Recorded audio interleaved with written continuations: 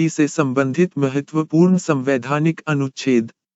अनुच्छेद 53, संघ की कार्यपालिका शक्ति। 53, वन संघ की कार्यपालिका शक्ति राष्ट्रपति में निहित होगी और वे इसका प्रयोग स्वयं या अपने अधीनस्थ अधिकारियों के माध्यम से करेंगे। 53, 2, सेनापति की शक्ति राष्ट्रपति भारत के सशस्त्र बलों, जल, थल और वायु सेना का सर्वोच्च कमांडर, सुप्रीम कमांडर होगा। इस शक्ति का प्रयोग विधि कानून द्वारा विनियमित होता है। अनुच्छेद 55, राष्ट्रपति के निर्वाचन की रीति, आनुपातिक प्रतिनिधित्व प्रणाली की एकल संक्रमणीय मत पद्धति, सिंगल ट्रांसफरेबल वोट सिस्टम। अनुच्छेद 60, राष्ट्रपति द्वारा शपथ या प्रतिज्ञान भारत के मुख्य न्यायाधीश CJI द्वारा दिलाई जाती है। अनुच्छेद 61, राष्ट्रपति पर महाभियोग इम्पीचमेंट चलाने की प्रक्रिया संविधान के उल्लंघन के आधार पर संसद के किसी भी सदन द्वारा। अनुच्छेद 72, क्षमादान की शक्ति राष्ट्रपति को किसी अपराध के लिए सिद्ध दोष ठहराए गए व्यक्ति के दंड को क्षमा, उसका प्रविलंबन, विराम या परिहार करने अथवा दंडादेश का निलंबन, परिहार या लघुकरण करने की शक्ति प्राप्त है। अनुच्छेद 82, प्रत्येक जनगणना के बाद लोकसभा राज्यों की सीटों का पुनः समायोजन, परिसीमन। अनुच्छेद 83, संसद के सदनों की अवधि, राज्यसभा, स्थायी, लोकसभा, 5 वर्ष। अनुच्छेद 85, संसद के सत्र बुलाने, सम्मनिंग, सत्रावसान, प्रोरोगेशन और लोकसभा को भंग, डिसोल्यूशन करने का राष्ट्रपति का अधिकार। अनुच्छेद 108, संयुक्त बैठक किसी साधारण विधेयक पर गतिरोध उत्पन्न होने पर राष्ट्रपति दोनों सदनों, लोकसभा प्लस राज्यसभा, की संयुक्त बैठक, जॉइंट सिटिंग, बुलाते हैं, जिसकी अध्यक्षता लोकसभा अध्यक्ष करता है। अनुच्छेद 111, विधेयकों पर अनुमति वीटो शक्तियां संसद द्वारा पारित विधेयक राष्ट्रपति के हस्ताक्षर के बाद ही कानून बनता है।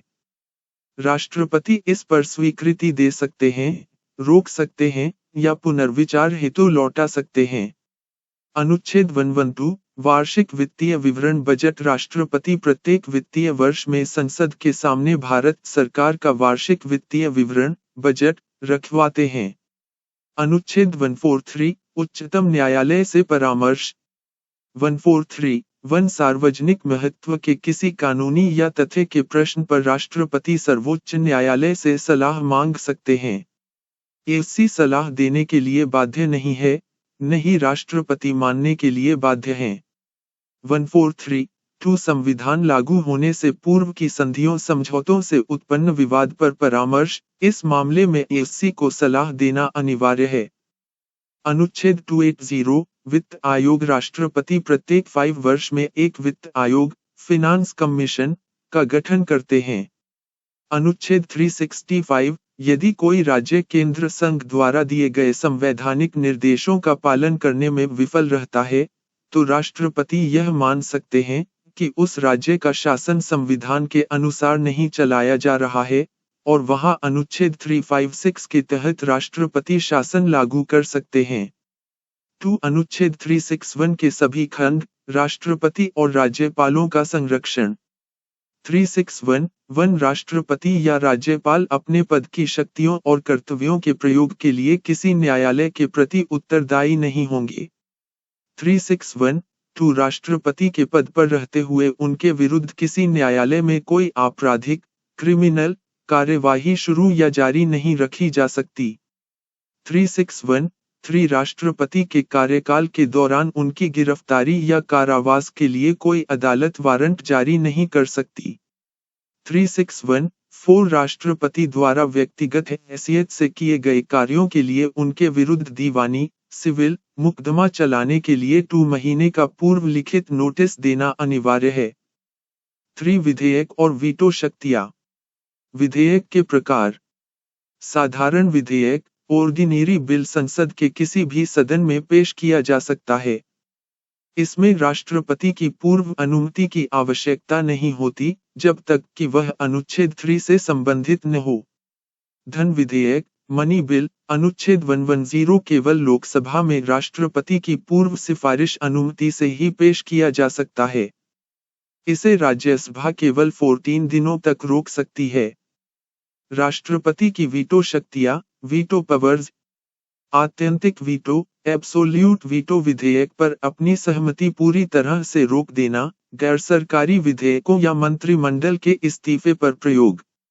निलंबनकारी वीटो, SUSPENSIVE वीटो किसी विधेयक को संसद को पुनर्विचार के लिए वापस भेजना।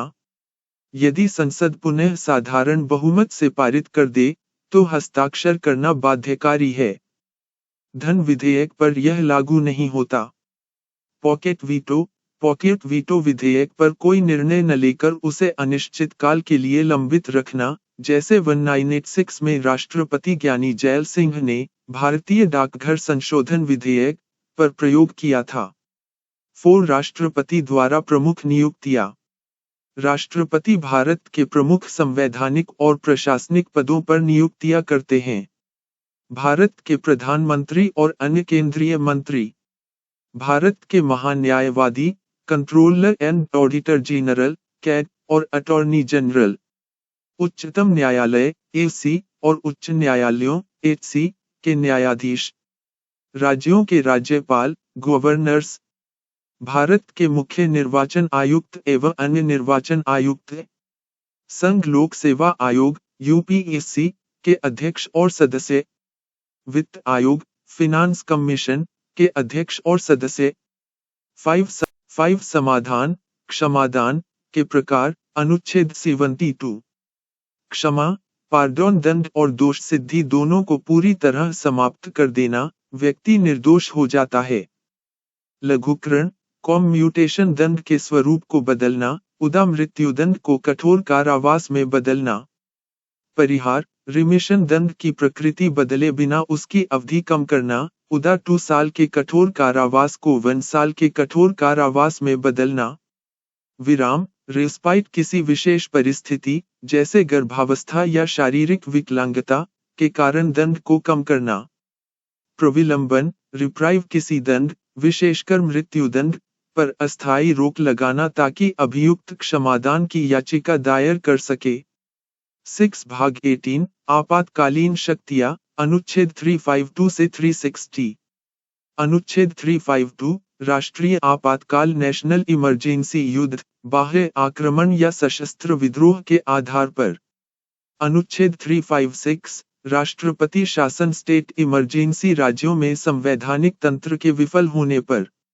अनुच्छेद 360 वित्तीय आपातकाल, फाइनेंशियल इमरजेंसी, जब भारत की वित्तीय स्थिरता या साख को खतरा हो, भारत में आज तक कभी नहीं लगा। 7 मंत्रिमंडल, कैबिनेट शब्द और संशोधन। संविधान के मूल पाठ में मंत्रिमंडल शब्द नहीं था। इसे वे संविधान संशोधन अधिनियम 1978 द्वारा अनुच्छेद 352 में पहली और एकमात्र बार जोड़ा गया। इसके तहत यह व्यवस्था की गई कि राष्ट्रपति राष्ट्रीय आपातकाल की घोषणा केवल मंत्रिमंडल, कैबिनेट की लिखित सलाह पर ही कर सकते हैं। 8 भारत में राष्ट्रीय आपातकाल, नेशनल इमरजेंसी के विवरण। भारत में अब तक कुल 3 बार राष्ट्रीय आपातकाल घोषित किया गया है। क्रम, तिथि, वर्ष, कारण, तत्कालीन प्रधानमंत्री, तत्कालीन राष्ट्रपति। 1 26 अक्टूबर 1962 10 जनवरी 1968। भारत चीन युद्ध, बाह्य आक्रमण, पंडित जवाहरलाल नेहरू, डॉक्टर एस राधाकृष्णन। 2 3 दिसंबर 1971 27 मार्च 1977। भारत पाक युद्ध, बाह्य आक्रमण, इंदिरा गांधी, वराहगिरी वेंकटगिरी, वी गिरी। 3 25 जून 1975 21 मार्च 1977। आंतरिक अशांति, इंटरनल डिस्टर्बेंस, इंदिरा गांधी, फखरुद्दीन अली अहमद। 9 राष्ट्रपति की शक्तियों की सलाह और गृह सचिव की भूमिका। संवैधानिक प्रावधान, राष्ट्रपति अपनी सभी कार्यपालिक, वित्तीय, सैनिक, राजनीतिक, न्यायिक और क्षमादान शक्तियों का प्रयोग अनुच्छेद 74(1) के तहत प्रधानमंत्री की अध्यक्षता वाली मंत्रिपरिषद काउंसिल ऑफ मिनिस्टर्स की सलाह पर करते हैं। गृह सचिव होम सेक्रेटरी की भूमिका। गृह सचिव एक प्रशासनिक अखिल भारतीय सेवा (IAS) अधिकारी होते हैं।